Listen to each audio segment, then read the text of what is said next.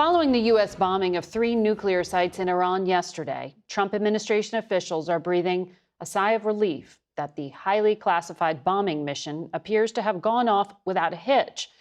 But there is also concern now about what happens next when it comes to Iran.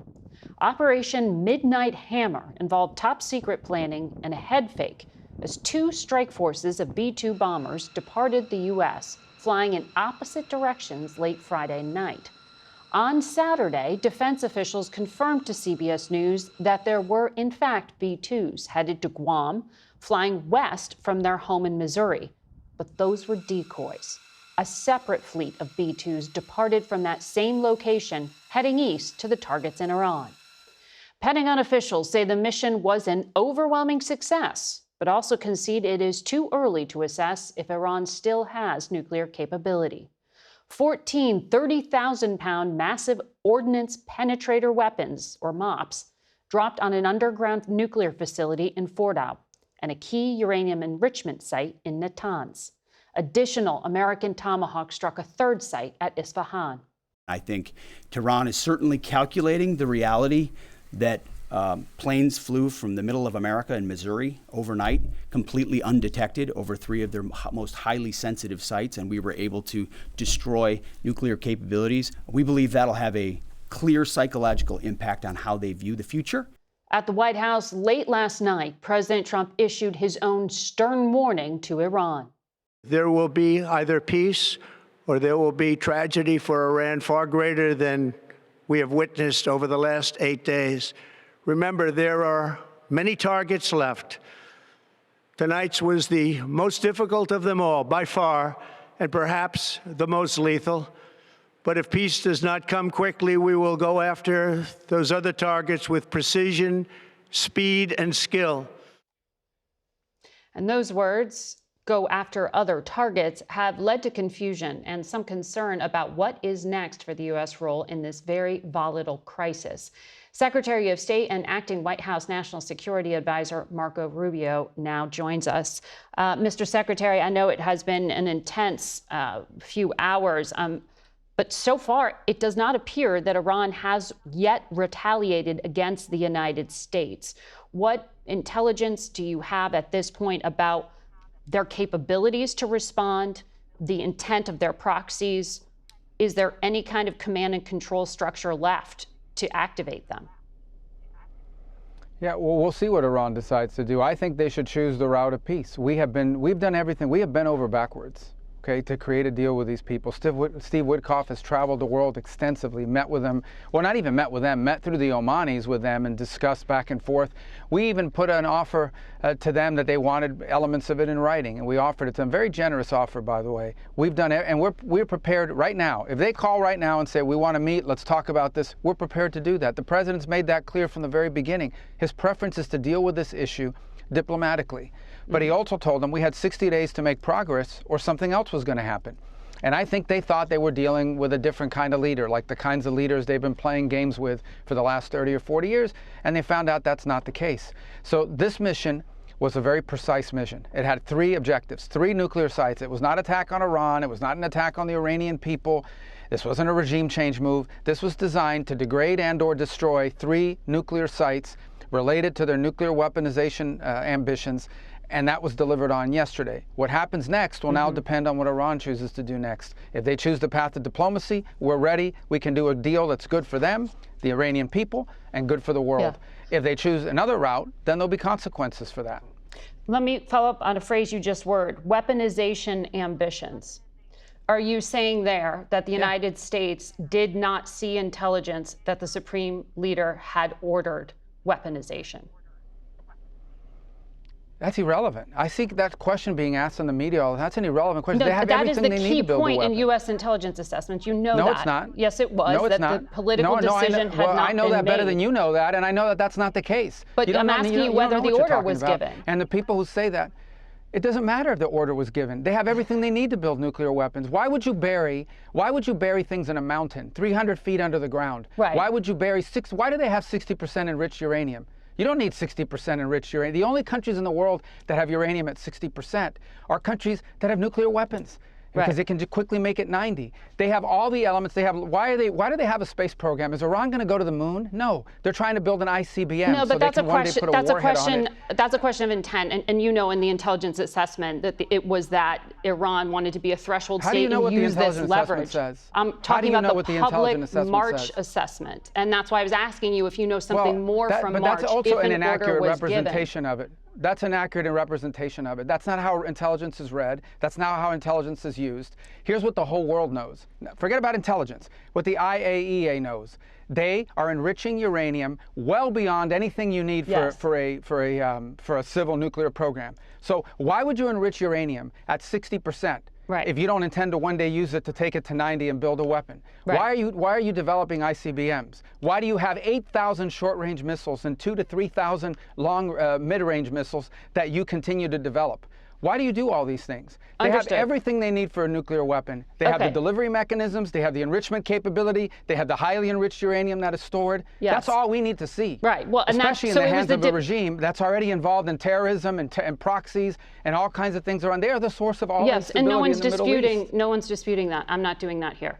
And they were censured at the IAEA for that enrichment and for violating their non-proliferation agreements. I was simply asking if we had intelligence that there was an order to weaponize, because you said weaponization ambitions. Well, we which have implies intelligence that they have weren't everything doing they it. need to build a nuclear weapon, and that's more than enough. Okay. I want to ask you on the policy front. There are personnel throughout the Middle East from the United States, in Bahrain, in Kuwait, and other bases. If those countries are attacked by Iran because of their association with the United States, will the United States defend them? Well, that's exactly why they're there. That's a great point, actually. Do you know why we have bases in Bahrain and Qatar and UAE and all these places? All of those bases are there because those countries are afraid that Iran will attack them. If Iran was not a threat to the region, if the Iranian regime, because I'm talking about the Iranian people, the regime was not a threat to the region, we wouldn't have to have any of these bases. Those bases are there because those countries are petrified that that the Iranian Shia clerics that run that country will attack their countries. Will the United States defend them they've got a if they very are? Difficult history. Well, that's why we're there. That's why we're there. So but yes, they'll we attack will us, defend is them. what they're threatening to do. So we'll defend our people, obviously. We'll defend our people. Well, they'll attack our bases. And those are our bases, and we're going to defend our personnel, and we're prepared to do that. But we'll do more than just defend. We'll impose costs on Iran if they attack American personnel, whether they do it directly or whether they do it through some of these proxies that they try to hide behind. And that includes the Houthis. Yeah. So another proxy of theirs. So, but let's hope they don't choose that route. Let's all hope that they actually decide, okay, let's go negotiate, because we want a diplomatic and peaceful solution. We have achieved our objectives. We're ready to negotiate this in a peaceful, diplomatic way. We've been prepared to do that for days. They are the ones that played games, as they have done for 40 years, as they have done to multiple presidents. They tried to play games with President Trump, and they see what happens. This is not a game-playing president. When he says he's going to do something, he will do it. I hear you saying here you want to de-escalate when you are talking about diplomacy. You are looking for Iran to pick up that offer that was put on the table you mentioned by Steve Witkoff. Can you just clarify, does that mean the U.S. would still allow for Iran to have a civilian nuclear program if it does not enrich on its own soil? But that's never been an issue. There's countries all over the world that have a civil nuclear that's still program. the No offer one on here the is table? saying that Iran can't. Sure, that's always been there. Any country in the world has a right to have a civil nuclear program. What they don't have a right to do is to enrich it at 60%, hide it under a mountain, and develop long-range and short-range and mid-range missiles and sponsor terrorist proxies all over the world. They don't have a right to do that. And that's what they've been doing. And no one's dealt with it. And it's continued to linger. And they've played games with multiple presidents and multiple countries around the world, and they've gotten away with it for 40-something years. This is very simple. The president wants to resolve this diplomatically and peacefully. He gave them a chance to do that. They delayed. They had all these kind of delay tactics. They wouldn't even meet with us directly. We had to go through third countries. This is very simple. Let's meet directly. Let's work on agreements that are good for Iran, good for the Iranian people in particular, good for the safety and security of the world and the United States. That's always been our preference. That continues to be our preference. But they're the ones that were playing games with us. And these are the consequences. We had to achieve those objectives. We had 3 objectives yesterday: Fordow, Natanz, and Esfahan. We conducted a brilliant military operation under the command of President Trump, and obviously great credit to Secretary Hegseth and General Kurilla and General Kane and all the airmen and the phenomenal people in the U.S. military. No other military in the world could have done this. No, We've achieved those objectives. What happens next is up to the regime. Okay, the Yeah. regime wants peace, we're ready for peace. Okay. They want to do something else, they're incredibly vulnerable. They can't even protect their own airspace. Well, clearly they could not. But what is the U.S. assessment of how much nuclear material at those sites was moved prior to the attack? There has been talk for days about bombing of Fordow.